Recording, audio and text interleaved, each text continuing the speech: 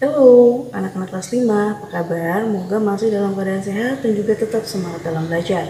Nah, hari ini kita bahas lagi kuis kita yang kemarin ya. Mari kita bahas. Kemarin kuis kita ada 3 pertanyaan ya yang Ibu berikan kepada kalian. Yang pertama, mari kita bahas soal yang pertama.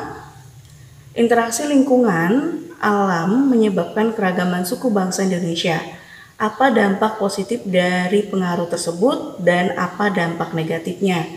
Nah, seperti yang kita ketahui ya, kondisi geografis kita tiap daerah tentu berbeda hingga mengakibatkan interaksi kita dengan lingkungan pun berbeda.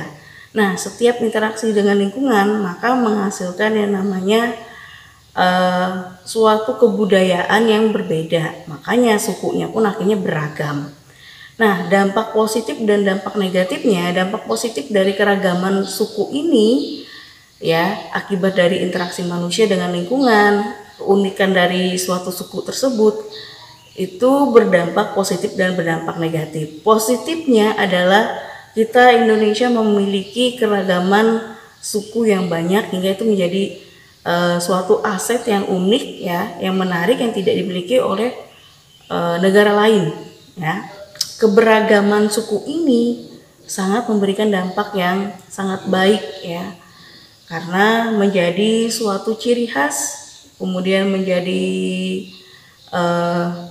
warisan, mempunyai keanekaragaman yang sangat beragam ya, kaya akan kebudayaan ya, hingga menjadi unik ya, sebagai negara yang unik karena banyak sekali perbedaan dari keanekaragaman itu di negara kita ya.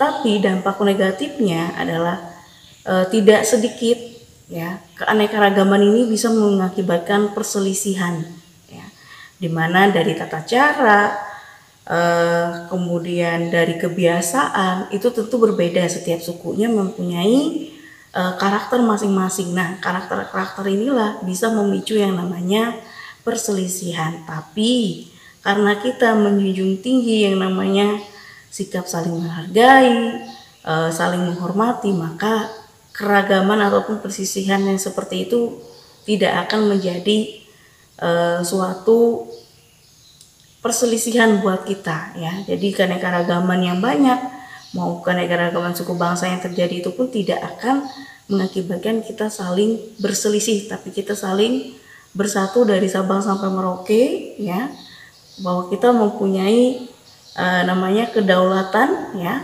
dan kita mempunyai namanya satu negara ya. Jadi potensi dari yang negatif walaupun sering akan terjadi perselisihan, tapi itu tidak akan mempengaruhi yang namanya perdamaian sendiri di antara kita semua ya.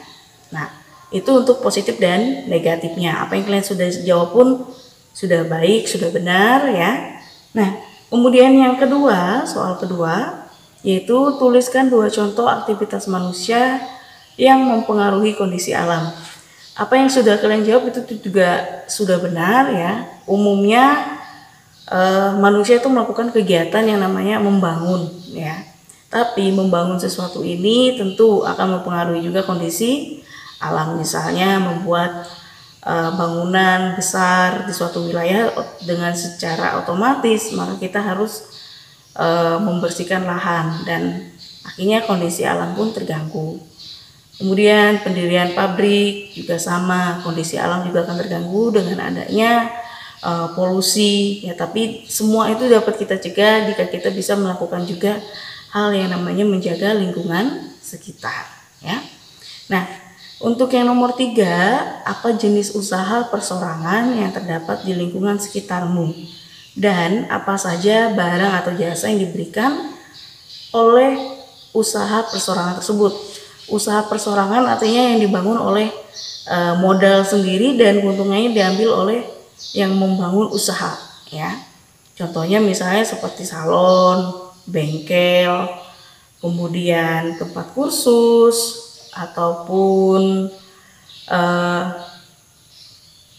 toko misalnya ya, ataupun warung. Nah, itu jenis usaha persorangan di mana jasa ataupun barang yang diberikan tergantung dari jenis usahanya. Kalau salon tadi ya dia mesti memberikan jasa pemotongan rambut misalnya, tergantung dari kegiatan dari usaha ini. 3 jawaban yang kalian buat pun sudah baik dan benar kalian jawabnya. Nah, untuk yang masih kurang silakan melengkapi ya, atau dilihat nyambung nggak nih pertanyaan yang pertama dengan jawaban ya. Setiap menjawab soal usahakan dilihat lagi pertanyaan dengan jawaban yang kamu buat itu nyambung apa enggak. Silakan kamu baca berulang-ulang, kalau nyambung berarti benar ya. Tapi kalau masih belum berarti ada yang salah nih sama jawaban kamu ya. Oke. Nah, untuk kegiatan kuis kita hari ini ya, silakan kalian tuliskan kembali di buku latihan kamu ya. Ibu akan bacakan untuk kuis kita hari ini yang akan kita bahas pada pertemuan kita selanjutnya. Nomor 1, informasi apa saja yang dapat kita ketahui dengan membaca peta. Yang kedua, jelaskan kelompok dan tipe persebaran fauna di Indonesia. Karena kondisi geografis kita, tentu persebaran ataupun tipe dari kelompok fauna ada macamnya. Jadi silakan kalian jawab. Oke, apa yang sudah kalian tuliskan tadi di buku latihan, kalian jawab dan dikumpulkan pada waktu yang sudah ditentukan seperti biasa. Oke, sampai di sini dan ingat tetap jalankan protokol kesehatan untuk menjaga kesehatan kita sendiri dan orang-orang di sekitar kita. Tetap sehat, tetap semangat, dan sampai jumpa.